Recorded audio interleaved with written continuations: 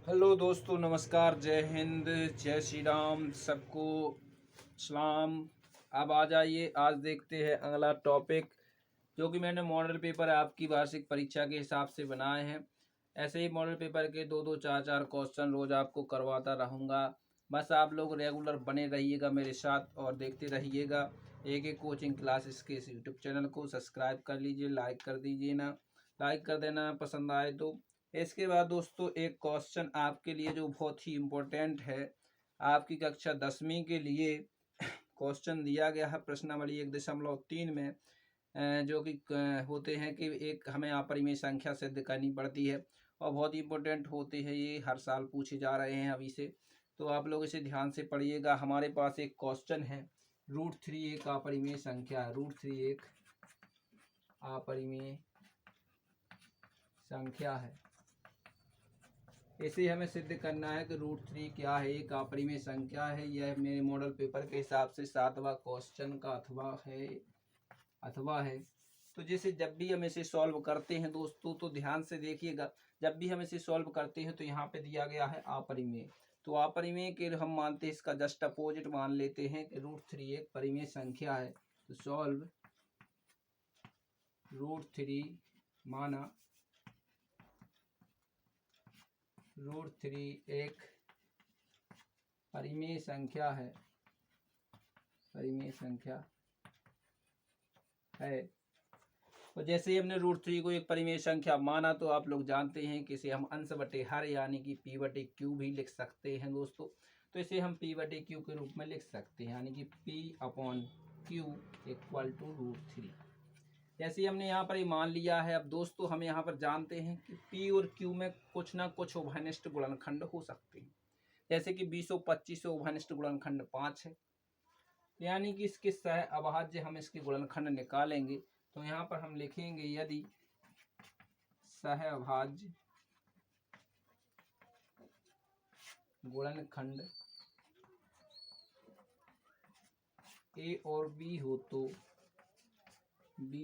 तो सहभाज्य गुणनखंड दोस्तों जब A और B होगा तो हम इसे P/Q के स्थान पर क्या लिखेंगे दोस्तों, यहाँ पर लिखेंगे A/B इक्वल टू √3। जैसे ही दोस्तों हमने यहाँ पर ये लिखा है, तो इसे हमने सहभाज्य गुणनखंडों से विभाजित कर दिया है। जो भी उभयनिष्ठ गुणनखंड थे इसमें से हटा दिए गए। उसके बाद हमारे पास संख्या आई है A और B। इसके बाद दोस्तों हम दोनों पक्षों का क्या करते हैं, वर्ग करते हैं। दोनों पक्षों का वर्ग करने पर, तो दोस्तों अब करते हैं दोनों पक्षों का वर्ग। यहाँ तक आप लोग पहले नोट कर लीजिए, उसके बाद मैं आगे आपको बताता हूँ दोनों पक्षों का वर्ग करने के बाद कौन सी संख्या यहाँ पर आएगी। तो ध्यान से देखिएगा दोस्तों। अब मैं इसे रब कर देता हूँ, आप लोग वीडियो को स्टॉप करके भी इसको नोट कर सकते हैं, उसके बाद आगे देखिएगा।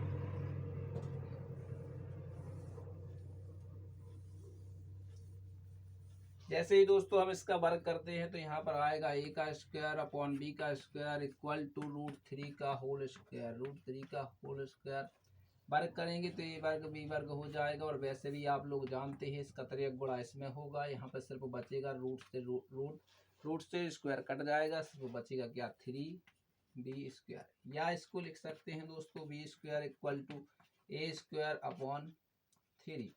ये भी आप लोग लिख सकते हैं। इसको मैंने यहाँ पर ले गया हूँ 3 को, और इसके बाद इसके A स्क्वायर के बटे में 3 लिख दिया है। B के स्क्वायर में, B के इक्वल में हमारा यह A स्क्वायर अपॉन 3 आ गया है। तो यहाँ तक भी नोट कर लीजिएगा दोस्तों, नोट करते जाइएगा, ध्यान से समझिएगा। बहुत ही इंपॉर्टेंट क्वेश्चन है, वार्षिक परीक्षा में बार बार पूछा जा रहा है। जब से भी NCERT की बुकें चली हैं भोपाल मंडल की छोड़ के, तब से यह क्वेश्चन बार बार आ रहे हैं। तो यहाँ पर देखिए दोस्तों का इस बारे में हमने देखा है। यहाँ पर इसको चाहे तो हम समीकरण नंबर 1 भी दे सकते हैं। तो यहाँ पर दोस्तों हमने देखा क्या, एक हमारा एक इसमें इसी अध्याय में एक प्रमेय है कि यदि कोई संख्या किसी संख्या के वर्ग को विभाजित करती है तो वह संख्या उसको भी विभाजित करेगी, उस संख्या को भी विभाजित करेगी जो संख्या उसके वर्ग को विभाजित करती है। तो हम यहाँ पर लिखेंगे जो कि 3A स्क्वायर को विभाज्य है, A स्क्वायर से विभाज्य है,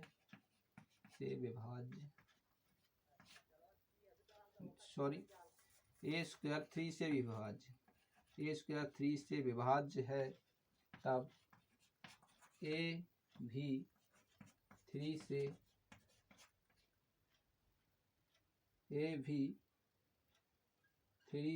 विभाज्य होगा।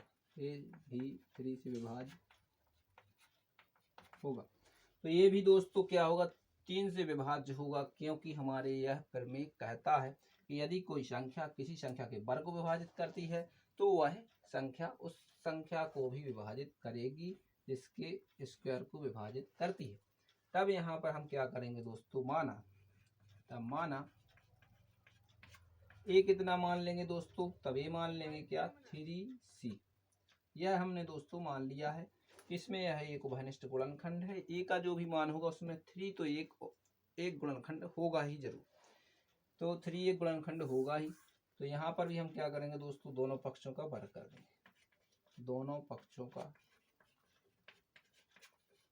वर्ग करने पर दोनों पक्षों का दोस्तों जैसे हम वर्ग करते हैं तो एक का भी वर्ग हो जाएगा, एक का भी वर्ग हो जाएगा। अब जब एक का वर्ग किया है तो दोस्तों दूसरा का भी वर्ग करना पड़ेगा, क्योंकि दोनों पक्षों का वर्ग करना पड़ता है। तो 3c का स्क्वायर। तो यहाँ तक हमारा यह हल हो गया है। इसके बाद दोस्तों आपको आगे दिखाते हैं, देखिए कैसे होगा। ऊपर से मैं रफ कर रहा हूँ, आप लोग वीडियो को स्टॉप करके भी पॉस्ट करके भी आप लोग इसको नोट कर सकते हैं। तो इसको मैं रफ कर रहा हूँ दोस्तों। तो जैसे ही हम यहाँ पर वर्ग किया है दोस्तों, ए का तो वर्ग ए वर्ग हो ही गया था, यहाँ पर हो जाएगा 3 का वर्ग 9 और c का c वर्ग। तो जैसे ही यहाँ पर आया दोस्तों, यहाँ पर हम देखेंगे कि यहाँ पर हमें एक समीकरण एक जो मैंने ऊपर माना था, समीकरण एक जो मैंने माना था दोस्तों, उसका मान कितना था, उसका मान क्या था, उसका मान था दोस्तों ए स्क्वायर बराबर 3b स्क्वायर। यह हमारा समीकरण एक था दोस्तों, आप लोग पीछे देख सकते हैं समीकरण एक में। तो हम क्या करेंगे, ए स्क्वायर की जगह पे 3b रख देंगे, तो 3b का square equal to 9c square. इस प्रकार से हमारा दोस्तों यहाँ तक आ जाता है। इसके बाद क्या करेंगे, इस 9 को यहाँ पर इसके अपॉन मिलाएंगे, तो 3b square upon 9 equal to c square. तो जैसे ही हमारा इतना आ जाएगा दोस्तों, 3 से हम 9 को डिवाइड कर देंगे, या 9 से 3 को डिवाइड करें, काटेंगे 3 एकम 3 3 तिरका 9। तो c स्क्वायर इक्वल टू हमारा बचेगा दोस्तों b स्क्वायर अपॉन 3।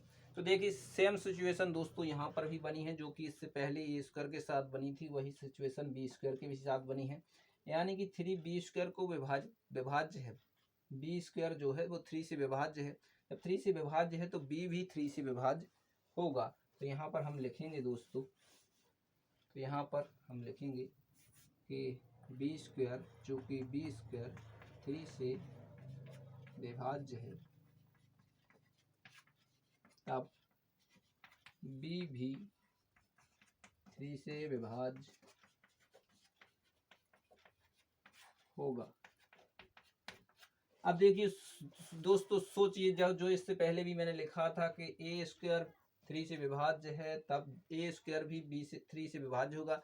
लेकिन यहाँ पर मैंने लिखा है कि b स्क्वायर 3 से विभाज्य है, तब b भी 3 से विभाज्य होगा। इन दोनों में एक दोस्तों कन्फ्यूजन आ जाता है कि क्या हमने तो यह सहभाज्य संख्या मानी थी जिनमें कोई भी उभयनिष्ठ गुणनखंड नहीं होता है, लेकिन यहाँ पर एक उभयनिष्ठ गुणनखंड निकल के आ रहा है दोस्तों। वो क्या है, दोनों ए और बी में उभयनिष्ठ गुणनखंड है दोस्तों 3। तो इसका मतलब है कि हमारी जो कल्पना है, जो हमने इसको माना है परिमेय संख्या, यह गलत है। तो हम लिखेंगे, आता है हमारी परिकल्पना का विरोधाभास होता है कि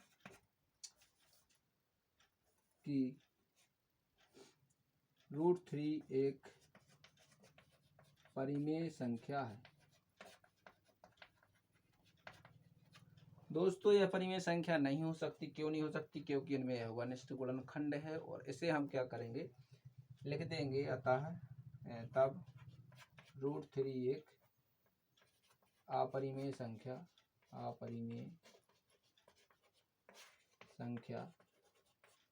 होगी। तब √3 एक अपरिमेय संख्या होगी। इस प्रकार दोस्तों हमें यहाँ पर सिद्ध करते हैं। बहुत ही इंपॉर्टेंट क्वेश्चन है, इसी प्रकार आपको करना है। देखिए बहुत ही शॉर्ट तरीके से, बिल्कुल इजी तरीके से आप लोग इसे सिद्ध कर सकते हैं और आप लोग इसे नोट कर लीजिए। इसके बाद हम देखते हैं हमारे सेट का जो अगला नेक्स्ट क्वेश्चन है, उस नेक्स्ट क्वेश्चन को दोस्तों देखते हैं। तो मैं इसे रफ कर देता हूँ।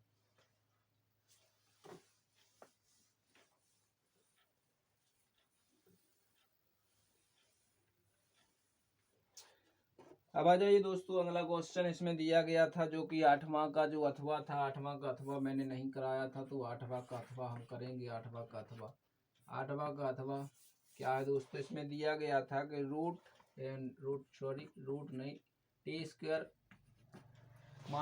50 के शून्यक ज्ञात कीजिए। के शून्यक ज्ञात कीजिए। अगर आप लोगों ने इससे पिछला वीडियो देखा है, इसका पिछला वीडियो देखा है, तो आप लोग इसे आसानी से कर सकते हैं। तो देखिए सॉल्व कैसे करते हैं। सॉल्व हमें दिया गया है क्या, t² - 15।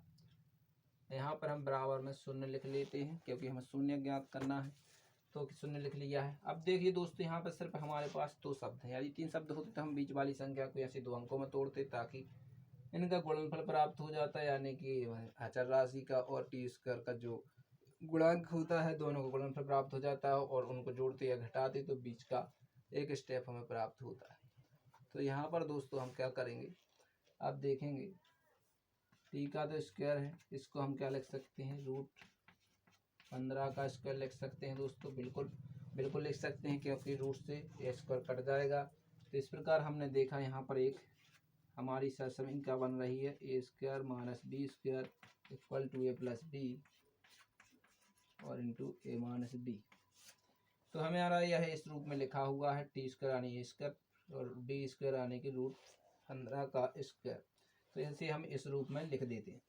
इसे हम इस रूप में जब लिखेंगे दोस्तों तो ये आ जाएगा t + √50 और t - √50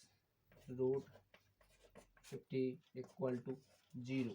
इस प्रकार से दोस्तों हमारे पास 2 ब्रैकेट आ जाते हैं।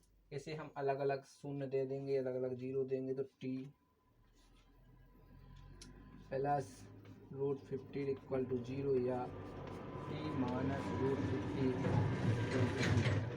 इस प्रकार से हमने अलग अलग इसको 0 दे दिए हैं। उसके बाद दोस्तों पक्षांतर कर देंगे। यहाँ से मैं लिख देता हूँ, पक्षांतर करेंगे तो t a प्लस का है तो माइनस का हो जाएगा, √15 माइनस का, या t यह माइनस का था √15 तो क्या आ जाएगा, प्लस का √15 आ जाएगा। इस प्रकार दोस्तों हमारे पास 2 वैल्यू मिल जाती हैं t की। एक होती है यही बहुपद के शून्यक हैं, बहुपद के शून्यक